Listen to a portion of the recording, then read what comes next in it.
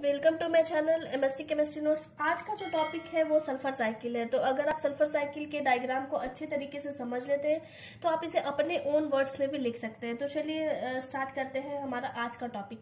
तो जैसा कि आपको पता है, जो सल्फर है हमारे अर्थ के सरफेस में रहता है एलिमेंट के फॉर्म में।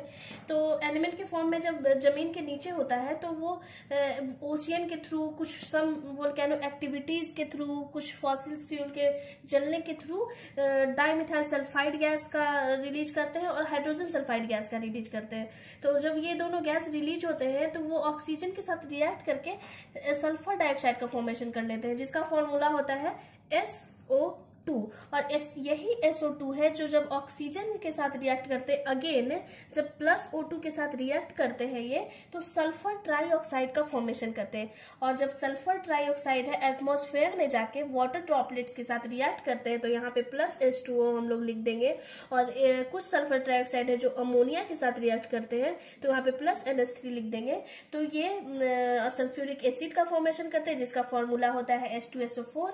एंड ये अमोनियम सल्फेट का फॉर्मेशन करते हैं। तो then sulphuric acid and ammonium जो सल्फेट है, वो दोनों जब फॉग प्रिसिपिटेशन के रूप में निकलते हैं, यानी एसिड रेन के रूप में जब अर्थ पे आते हैं, तो सल्फेट सॉल्ट का फॉर्मेशन कर लेते हैं। जब एसिड रेन आप लोग पढ़ा होगा, तो जब एसिड रेन जब अर्थ पे गिरता है तो वो सल्फेट सॉल्ट का फॉर्मेशन कर लेता है। यही सल्फेट सॉल्ट है जो कुछ ट्री ऑब्जर्व कर लेते हैं, कुछ प्लांट ऑब्जर्व कर लेते हैं, क्योंकि डायरेक्टली हम लोग सल्फर को कंज्यूम नहीं कर सकते।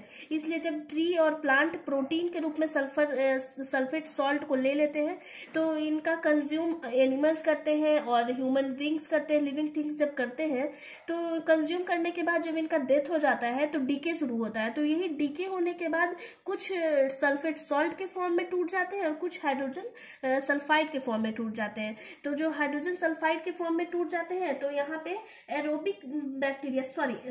एनारोबिक बैक्टीरिया के साथ रिएक्ट करके सल्फर का फॉर्मेशन कर लेते हैं। और यही सल्फर है जो एरोबिक बैक्टीरिया के साथ रिएक्ट करके सल्फेट सॉल्ट का फॉर्मेशन अगेन कर लेते हैं। और कुछ जो हाइड्रोजन सल्फाइड है वो डायरेक्टली फिर से चले जाते हैं इन्वायरमेंट में। इस तरह से जो है साइकिल चलते रहता है एटमॉस्फेयर में। इसी को हम लोग सल्फर साइकिल कहते हैं। तो अगर आप को मेरा वीडियो पसंद आता है तो प्लीज ज्यादा से ज्यादा लाइक कीजिए, शेयर कीजिए, सब्सक्राइब कीजिए। Thank you so much.